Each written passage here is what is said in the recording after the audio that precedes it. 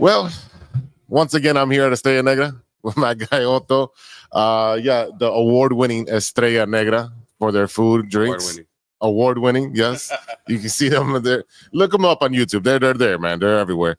But thanks for joining InPodSicated, man. I'm just literally going around and it's so funny that a lot of my friends that from high school are very successful. And I talked to Jessica, who's a model, and I've talked to you, and I've talked to some others. And it's just pretty cool that so many from Lane Tech have prospered. How do you do you ever look back and look at the I do. I noticed the friends from Lane that come by here, everyone's doing great in life. There's something to that. Yeah, there is something to that. School of Champions, right? The School of Champions. Oh man, why would they change the name? Oh God, let's not get started on that. Who's another? She graduated with us. The principal she's there now. She graduated with us. Oh yeah, I've heard about that. I don't know. I don't know. I wasn't friends with her, so I wasn't knowing of her. But definitely. Lane Tech kids are so prideful. Yeah, very much so. Go back and be the fucking principal. Never want to leave. Definitely never want to leave. Oh, look at that! Surprise! We're no, you're good. You're we're good. talking about Lane Tech homies. Yeah. So, this is great. Literally, we're recording. Come on in. Well, you might as well pull up a chair and make it a family event now. Speaking of, right. Speaking of, yes, literally. We totally wishful. Yeah. We literally spoke it to existence. We did. Oh yeah, we do a little taster, a little bit. Yeah. Sampler. Oh, the 7 C's. 7 C's. It's on the board. It's on the board. But it's great to finally have the pride that we have in Lane Tech and all of our people. And very supportive. As you see. We get dropped by 2 friends. And I love that. It's I get randomly will be even people from grammar school, but Lane Tech people, which is great. That's amazing. Now, what was the beginning, the nexus of Estrella Negra? The beginning. Okay, so I was working since I was 13, cleaning beer systems. Okay. I got a job when I was 13, and I would go to bars, restaurants, and first I worked with the owner, and then when I turned 16, I got my own car and stuff. Then I was out on my own, but I would go clear beer taps. So I was a kid growing up in bars. All I knew was restaurant owners and managers and kitchen. Right. All the Mexicans in the back running the business. As usual. Yeah. And I would be over the years, I was I could fucking run a business. Yeah. I saw the bozos that had businesses. I was can't be that hard. And this motherfucker has them. Right. Yeah, no, you do see that. It's hard. I was wrong. No, it's very time consuming. That's what it is. It was, it eats your life. Yeah, it really does. But so what made you all right, I'm gonna do this? Okay, so originally I wanted a spot that was geared towards performance art more than anything. And so we're trying to open up a bar. Me and Jesse, who has Blue Light now. Yeah. We're trying to open one up in the corner of where we grew up. This is over by where Sleeping Village is now. Okay. Yeah. Bar that's on it. And that Alderman's, when we went to talk to him about liquor license, he's no, wouldn't even talk to us. Wow. And I was all right, cool. And then one of my cousins who was a broker, he knew that what I was trying to open up a spot. And this was one of his clients. Okay. And he's why invest $500,000 in a building and you do a $50,000 investment and if you like doing it, are you gonna keep doing this? So he's you do a $50,000 investment. And so I was all right. And at that price point, I was I could try to do it on my own. Right. No partners. So. No partners, and you don't have to take huge loans out to do it, right? Yeah, I took one $150K loan. Which is the car. Essentially, it's a car. And you got a business out of it. Look at my car. I got an 02 Yukon. Long as it turns on and runs, it's okay. Yeah, it gets me here and it buys takes me to buy all the whatever I need for here. Yeah, definitely. But definitely a gas guzzler. Gas guzzler. Bro. Oh my god. Soldier though. It's a soldier, yeah. Soldier. When people are stuck in the snow, I'm excuse me. All right around motherfuckers. So you started the business and then you coming up with your concept. What was that like?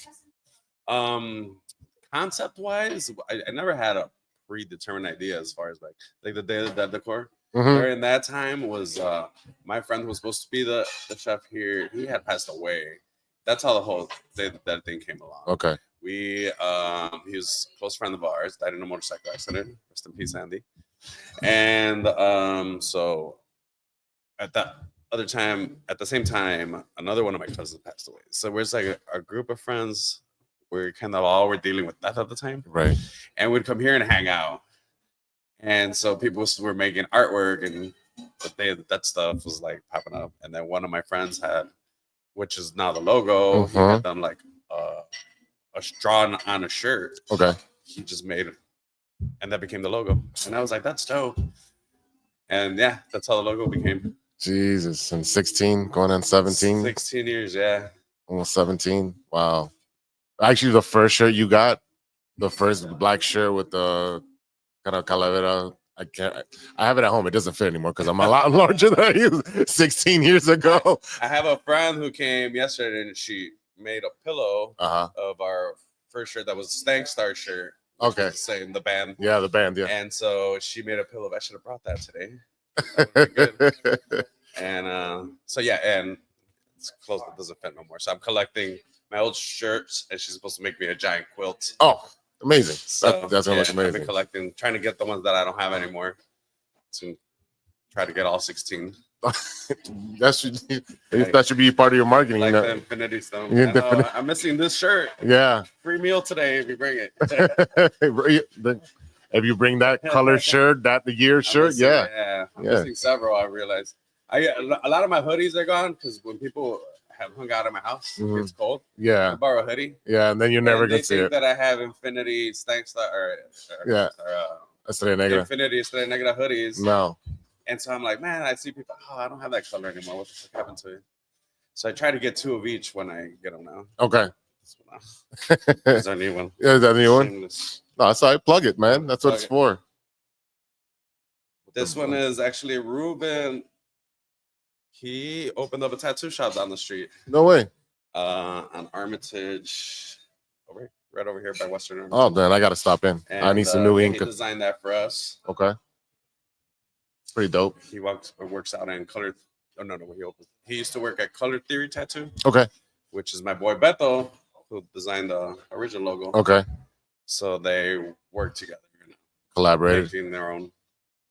Start their own business. See, look at this. All of our friends starting businesses. Yeah. It's cool. I like being involved with the right people there. Yeah. And then the name, how did you come to that name? The Estrella Negra is like I've always appreciated the symbolism of the black star. It's always been associated with like, I don't want to say anarchy, but like revolutionary mindset. Yeah. Yeah. Rebel. Yeah. Yes. Being a rebel. Yeah. Just anti-establishment. That's a nicer word than so yeah, I was trying to think like that was going to be my concept. We're doing art, local. We're against the grain, even with my food. Right, and which is a good segue. Like a lot of the food on here, man, everything's amazing. If you don't know, come try it. My favorite is mango enchiladas. The wings are great. Like the burger's great. The steak fries are great. I mean, just we should order something and have it come. Yeah, we'll do that. But right now we have these 3 drinks. What are these? Okay, so let's start with this one. This is one we work these Mezcal events. They invite us. We do samples of our food, and then they pair us with Mezcal company. Okay. And this particular drink, we worked with a Mezcal company, Siete Misterios. Okay. And we created this, which was a muddled jalapeno, cilantro, lime, simple, and that's everything, right? And sea smoked bitters. Sea smoked bitters. Sea smoked bitters. That's actually the key part of the 7 C's. The 7 C's. Cheers. Let's try this.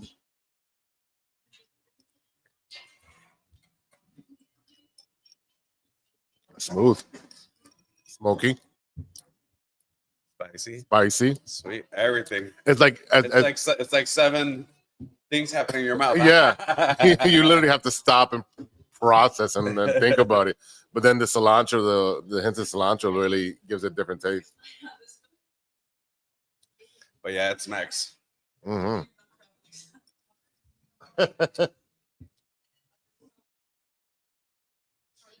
They like. I'm pretty sure she'll take care of that. Yeah. So you guys came up with this cocktail? Yep. Wow. So we like that's my favorite part of working here when we're coming up with cocktails. So yeah, we taste the spirit once we get it in, and we're like taste the notes, and then we're like, all right, let's figure out the hints. And you see, we have a lot of mezcal, so I've developed a taste for distinguishing between different mezcales, which is rough because most people are like burn. Yeah, a lot of people. Yeah, a lot of people don't like mezcal because of the smokiness. I really love it. I'm a big mezcal fan. But yeah, this is great. Like you're like it.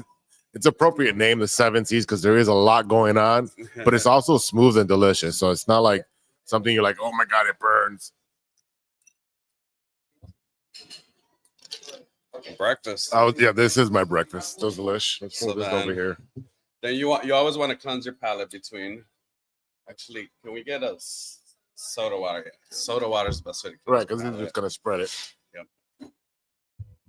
Maybe some coffee in between. That should cleanse the palate right there. So yeah. So you're coming up with your menu. What does that process look like? Because you said you want to try different things, different flavors, Yeah, so different like, infusions. I'm Mexican American. Right. Or American Mexican. Depends on the day. I just became a Mexican citizen. There you go. That's awesome. Just in time for inauguration tomorrow. Just in time to go. Yeah. So okay, yeah, so my whole thing was like picking my favorite dishes from family, mom's, grandma, and then have some of those, which was like that's why I like pork tamales and pozole. Those are my two favorite things that my mom would make. Christmas, yeah. So I love the pozole here. To this year, she's like, "What are you making?" I make. She does the pork head tamales for Christmas. Okay. So we don't do those here. We do just regular. Beautiful. Thank you. Thank you. All kinds of drinks here. So yeah, so I was like, I'll start with stuff that I like, and then get creative with it. And I was like trying to be like, oh, healthier versions of it. Okay. Yeah. So then we do like I introduced the chicken breast instead of the pork. And then I'm like, okay, well, what is spinach is good for you? Have a spinach tamale. Yeah. So I kind of was going that route in the beginning. I was doing like organic stuff a lot in the beginning. Yeah. And then I realized people go out to Mexican restaurants. They're not necessarily trying to be healthy. They want good tasting food. I still try to. I have that thought when I'm doing it, but it's no longer like a high priority. Okay. Because people want delicious. Yeah, people want flavor. That's what not to eat is I want delicious. So yeah. If it's healthy and delicious, all right. Yeah. And then how often are you introducing new things to the menu? The menu, I'm capped out at my kitchen, so we have like a seasonal stuff. We'll pull like our fish tacos in and out. February we'll have our strawberry mole. Okay. So I'm not able. You're able to do what you want because of the size of the kitchen. Okay. I minimized the menu already, much as I could. So like we kind of have to work with the ingredients already in house.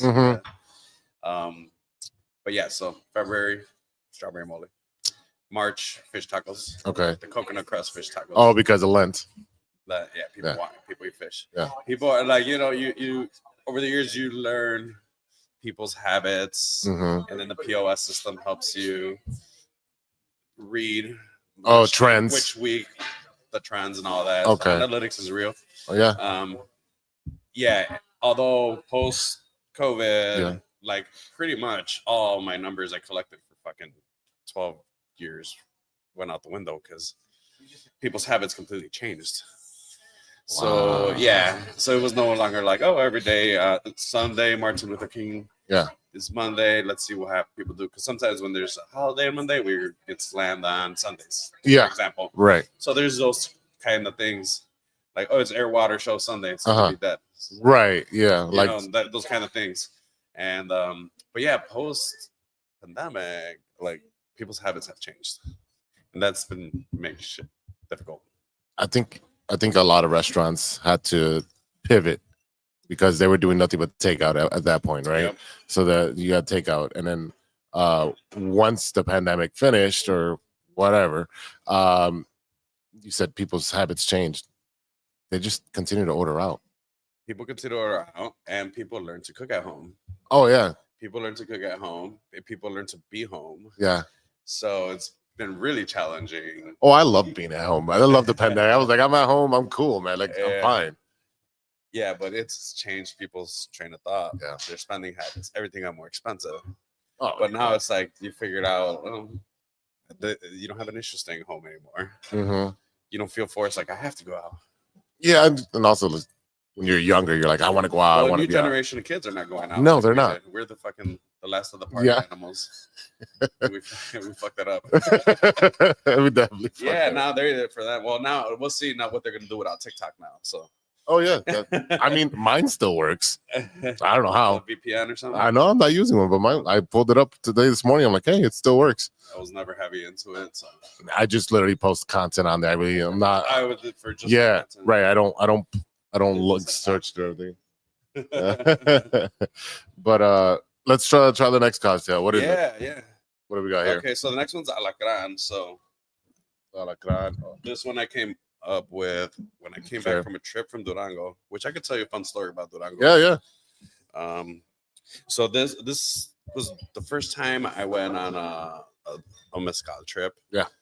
I was taken by this Lou Banks, the godfather of mezcal. Okay. Lou, have you watched this? We'll tag him. So he introduced me to the mezcal world. We went to a trip to Durango where it was like 12 of us from Chicago, New York, and it was like restaurateurs, owners, bartenders, managers, like people in the industry. Yes. And they took us, and then they took us on a tour of for 7 days of different palenques, vinatas, where they make it, where they grow it. They took us from town to town, and so at some point I got scorpion salt from somewhere. Okay. Brought it back, and I'm like, it's fucking scorpion salt. I'm from Durango. We have to incorporate this to a cocktail, and this is the cocktail we came up with. And it used to be rimmed with scorpion salt, right? But it's not easy to access. The salt. So yeah, but that Durango trip really cheers. So that introduced me to the world of mezcal.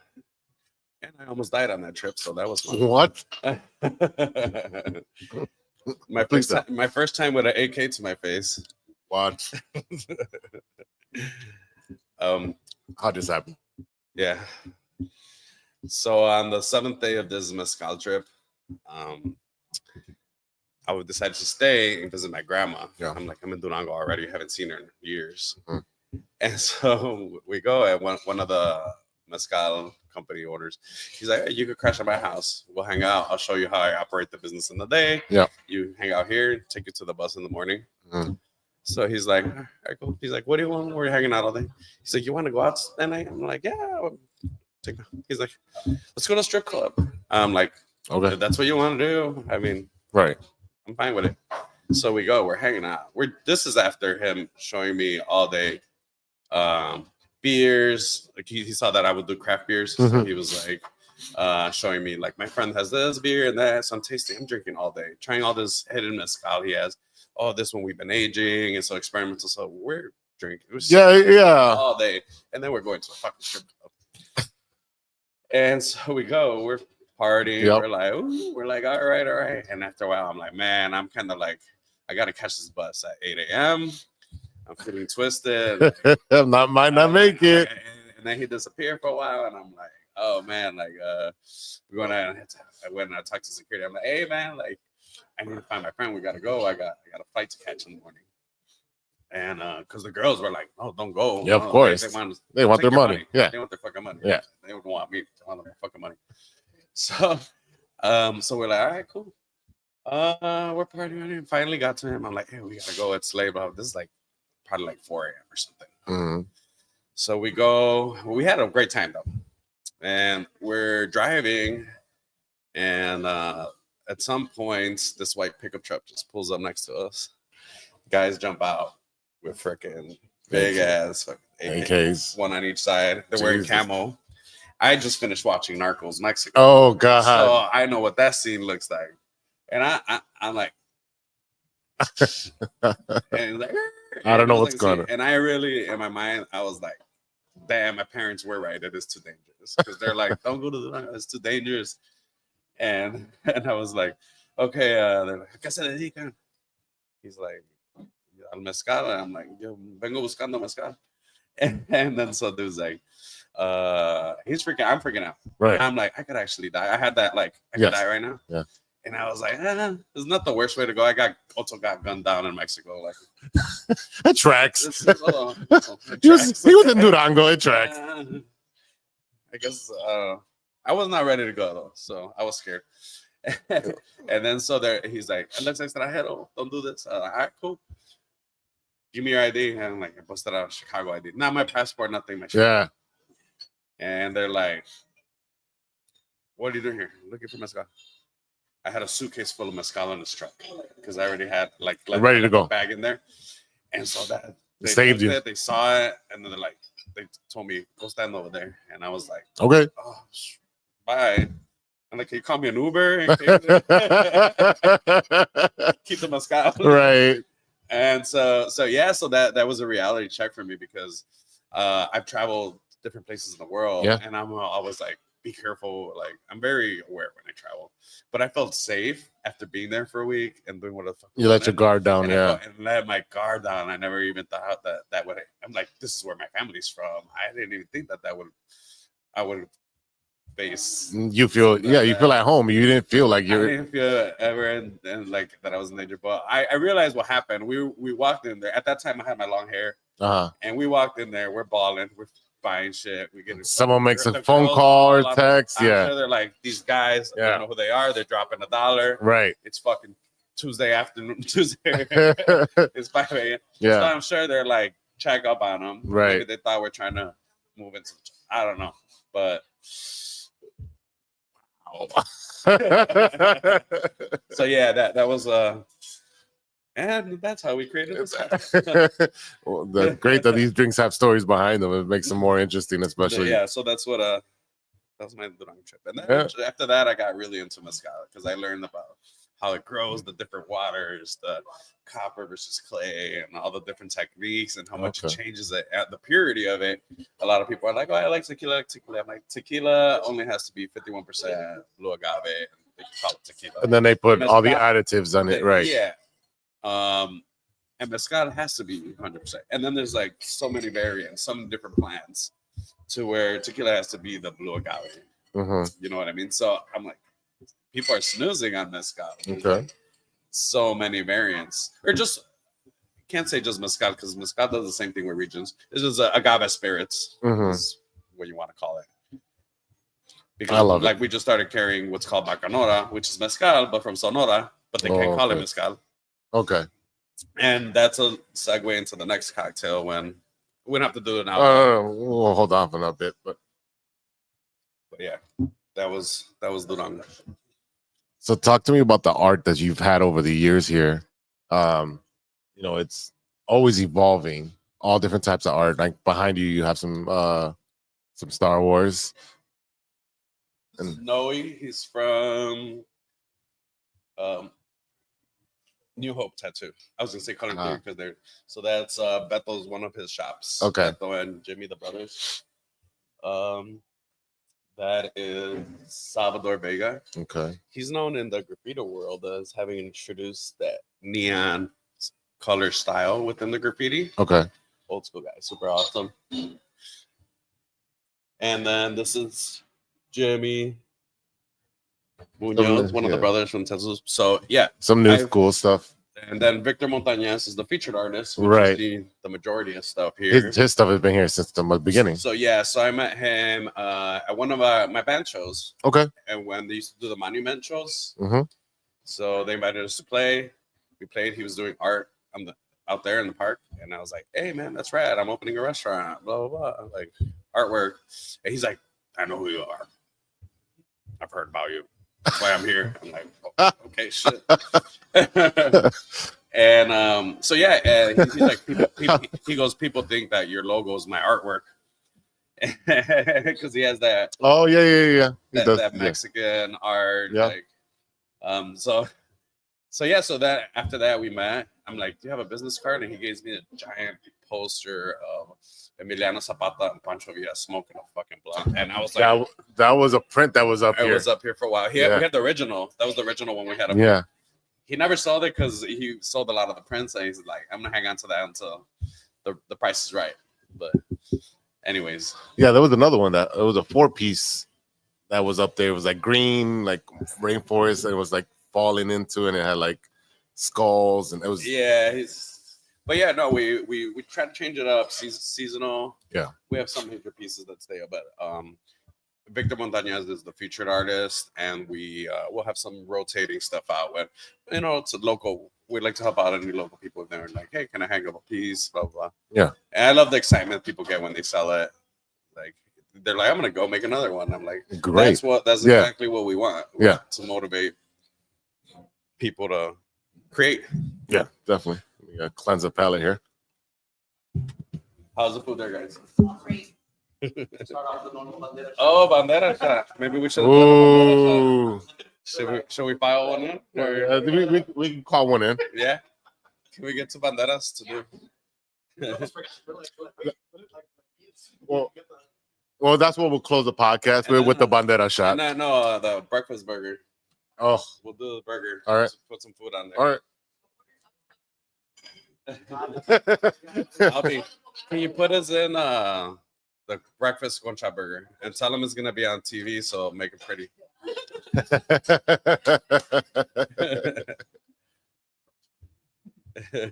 Definitely. So what's next, man? What's next? I'm checking out some property in Texas for a possible expansion. Possible expansion. And then take over the world. You don't want to franchise it? Don't want that response.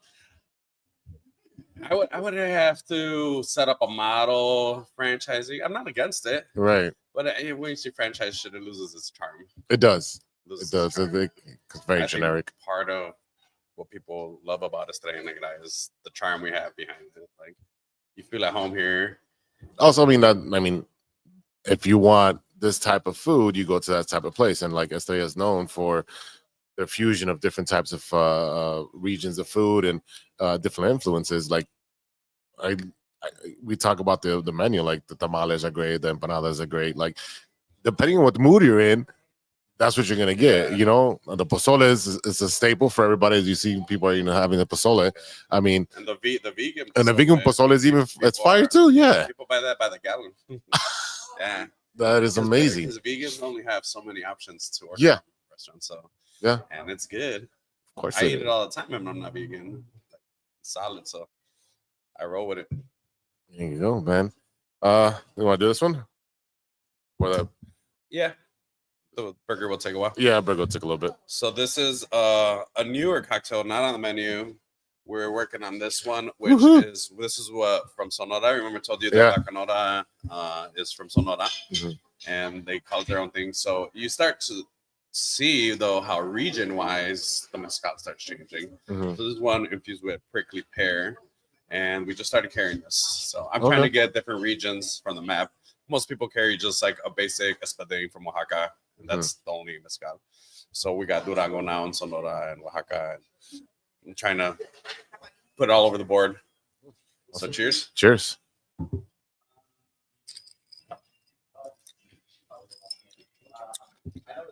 That's delicious. You don't even realize you're having mezcal, right? No, you can't taste the mezcal at all. So then they do a lot above ground. This one in particular is above ground oven when they're cooking the piñas. Okay. So when you have mezcal and you're like, oh, this one's not as smoky, it's usually the above ground ovens. Okay. The underground ovens is when it really captures the smoke. Yeah. Like when you smoke. Yeah. In closed places, it'll stay more. But this is delicious. Jesus. Yeah. This smacks. Oh my God. It's also dangerous. Yeah. It is. I could see this on the menu though. summer drink, a spring summer. This is very much a summer drink. Mm-hmm. You guys want to try this? You want to try this? It's a bacanora and the prickly pear. I told her, I took pictures. I was like, maybe this should be a menu item of the flights. It's not on the menu yet. That's why. Not on the menu. We know, Lily. You get your way, Lily. We know. Lily can have whatever she wants here. Uh-huh.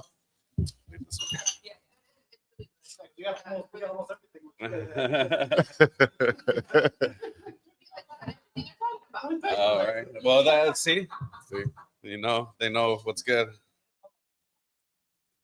This. We've also had. Thank you very much. We've also been brought together with comedy. Yes. And you know, with Hooter and Martin. You know, I remember seeing the first show in the basement. Yeah. Yeah, and that was great because my man here got made fun of. He said he was a part of Game of Thrones or something. Oh, yeah, it was, the big mule cups. Yeah. So it was really funny. Yeah. So, but it's also evolved, right? Because now it's no longer there. Go ahead. So I met those guys exactly 10 years ago. Well, now it's gonna be 11. Yeah. 2014. I went to a meet and greet and met Fluffy, and I gave him my business card, and I was like, "Hey, come by. This is my restaurant. I'll take care of you guys." And he's like, "This is yours for real?" Yeah. He's like, "It's yours." Yeah. He's like, "I'm gonna call." and then so I had my marketing person. I'm like, "Hey, shoot him a text with the chocolate chip amount," because I heard the joke about the Portillo's and the chocolate cake. Okay. So we tweeted him a chocolate tamal. Hey, come here. And I'm like, I keep staying on his radar. Yeah. And his manager called the next day, like, "Hey, my boss wants to see you here." Another employee had answered, and he's like, "Oh, we're closed at that time." Blah, blah. And he hung up. I'm like, "Wait, what? Who's their boss?" Blah, blah. And I was like, "Hey, could it be them?" I called back, and I'm like, "Hey, so who's your boss?" "Oh, he's a comedian. He's doing a show tonight." And I was like, "Oh, yeah. I talked to him yesterday. Like, they didn't want to say his name." Yeah. And I was like, "Yeah, come on by. Don't worry. We'll take care of you guys." Blah, blah. And so they came and we partied. They were here in town for 3 shows. We partied 4 nights in a row. Whoa. I didn't sleep one of the nights. That's when we started downstairs. We're smoking freaking blunts downstairs and drinking. So after every show that they did, they came over here. Partied here. And so I got to meet some of the managers, the marketing people. So I've known those guys for 10 years. So now I was even in Ireland with them and Europe. It's insane. Like, they're friends. Yeah, they're normal. No, they're normal people. Like, yeah. And you know, ever since it's insane. Like, even first, like after meeting them after the first comedy show, like they're just so down to earth and just most humble people. Oh, yeah. So they're cool. Yeah. And so Martin, he's the first one. He's like, "Man, we could do a show down here one time." That's how the basement show developed, because we're smoking down there, and he saw it. He's like, "This basement's fucking cool. We could do a show, 20 tickets or something down here." Yeah. And I was like, "Hey, man, I'm a go-getter. Like, someone tells me, I do." You're already on Eventbrite, like, spin it up. I come after, like, when people, I'm a go-getter. Yeah. You tell me, I'm like, I'm down. Let's do it. Doesn't hurt to try. Let's do it. And so, yeah, we started doing those shows probably soon after, maybe like a year after, a couple years. And they come like once a year. I think we've been doing it. We took a pause during pandemic. Right. Yeah. And but now you saw we built a stage now. A little stage up there. And Hooter's actually funny now. I'm like, I'm playing Hooter. I'm playing. I'm gonna have a Hooter on the show later on. I'm fucking with Hooter. Hooter's great because he hit me up one time. He's like, "Bro, I know you do the sports podcast." He's like, I want to get into that. I'm like, "All right, cool. I'll help you. Whatever you need." He's like, "I want you to do it with me." I'm like, "I'm in Chicago, bro." He's like, "Yeah, but you like the Dodgers." I'm like, "I don't follow the Lakers or everyone else. Like, it's too much." But Hooter is and I told him, they're awesome. Hooter and Martin are great. The best. I was with Martin in Cuba recently. Yeah. So I've traveled with him a couple times. Cuba was an interesting trip. We hung out with Brujas. Oh, whoa. Oh, he did talk about that. He did talk about his comedy show. Yeah. Yeah, my joke had truths to it. Right, you did open. Yeah, and then how'd you feel about doing that? You know, I was bullshitting. I'm just like, I told, I'm like, hey, do a couple of jokes, and Martin's very encouraging. He's like, yeah, bro, do it. Why not? Oh, It's yeah. your place. And I'm like, yeah. And I'm like, just to see, and I see how they practice. Like, people have no idea. It isn't just going up there and you're funny. No. Like, I see how they practice when they're doing shows. Everyone's in their dressing room. They're reviewing notes. They're on their own. They ain't like party getting fucked up. You know, like people I think have that rock star mentality with celebrities like that. They're just naturally get shit done. Like, no, there's a lot of work and effort, and I see that backstage, and I'm like, man, I want to have a shot back here, but everyone's like practicing their material. But I'm like, this is why they're great at what they do, because they take it serious and they do it right. So when I prepared, I was like, all right, I'm gonna prepare 3 jokes and do what they do, write them down. I practiced them to Elena. I'm like, Elena, check out. What do you think about it? What did that? All right. So I said that and I wrote them and I practiced them through. And I felt like the second time I performed that, it was like came out natural. Oh, for the Late Show? Yeah. You were there for the early I was right? No, I was here for the Late Show. I did the Late Show. I felt the late one. I felt like I came out smooth. The first one was came out real smooth. I was like, when did it get funny? The crowd, the first one, the crowd was a little rowdier. Okay. They had been pre-drinking. It was a little louder, and it was a little like, I mean, I still got it out there. I still got my giggles, but I was like, all right, this is why you practice, you study. The more you say it, the more natural it comes out. I'm like, yeah, definitely. With comedians, they it's a routine of practicing over and over, and like that's why they go through art, right music, right. Whatever. You have to practice every day, and then you put your art out there, and then sometimes it's not received the way you want it to be received, and then you go the next day, and it's easy to feel like flustered, like, oh my god. We did a band show recently, and we hadn't played in a while. Yeah, and we're jamming. We're not the right type of band for the people that are there, I think. So you like, you maybe hope someone claps or something, but there would be like that silence in between. I'm like, just go to the next song. Just keep playing. But it's easy to lose your confidence, feel flustered. But yeah, that's part of like that kind of industry, like any art like that. Yeah, anytime you want to feel acknowledged and appreciated, and it's easy to get in your head. Yeah. So that's part of the strength of being a successful, like these guys that are successful comedians. It's a lot of mental strength. No, definitely. We're doing these. All right, so so this La Bandera shot. Does the camera see it? Yeah, the camera should see it. This is one of the first things I learned. I took the concept from a trip to Mexico City. Okay. With the Dark Matter guys. Okay. They had something called banderitas, which was tomato juice, tequila, and lime, and then people just sip on it back and forth. And then one day at an event, I had pozole at one of their events, and I'm like, let's do banderitas with pozole. And we're like, holy shit, this works. And so we started doing them, and I'm like, I'm gonna do this at the Estrella. Like, I think that's fun. It's fun. And so you start with the tequila. And then you get the let's see, temperature wise, let's give it. Just be careful with the pozole. It's almost tequila, lime. Tequila, lime, pozole. And by the time you get to it's like tequila, and then lime, and then pozole is like it all out. You're like, oh. So it's one of the most popular things we carry. Definitely. Come here and just have these. Cheers. It's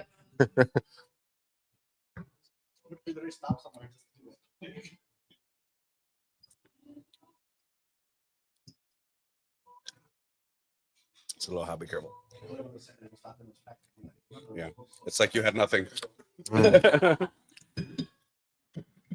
It completely. It's a whole roller coaster ride. I'm for it. I want to keep riding it real quick. It's really good today. Really good.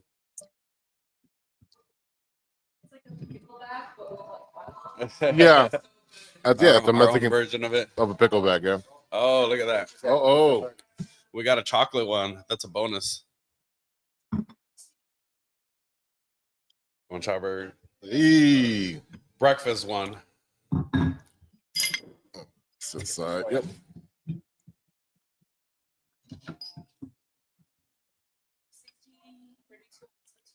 All right.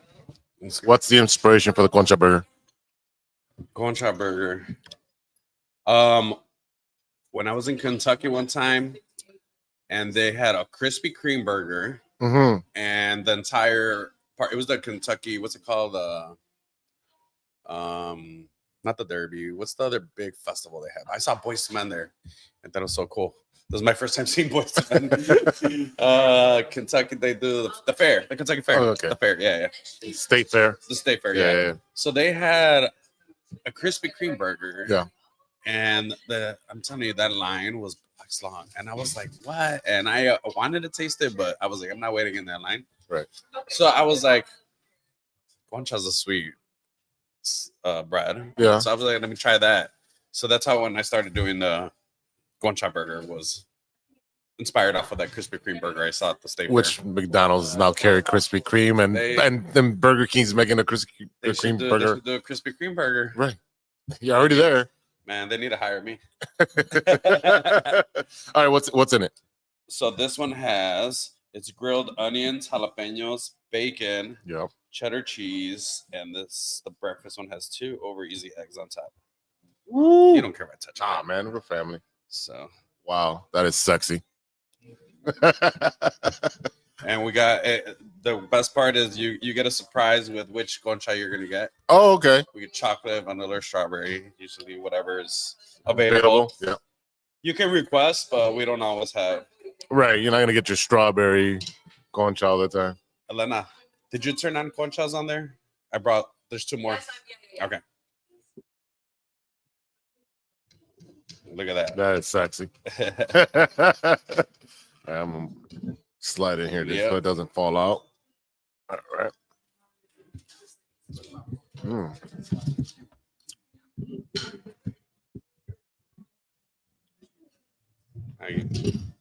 We'll take a quick bite. Yeah, take a quick bite. Yeah.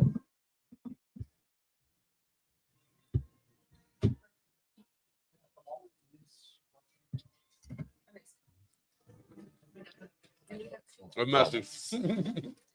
That's the better. Wow. That is phenomenal. So when you see the sandwich, you think you're the burger. I don't want a sweet bread, but it's just hints of sweetness. There's barely any sweetness in it. Yeah, it's just hints of sweetness. And I think a lot of time I'll get people to try it because they're scared. Yeah. I don't want a sweet and savory, but it's not. It's different from, especially like conchas, like when they don't overdo the sugar on the top, it's perfect.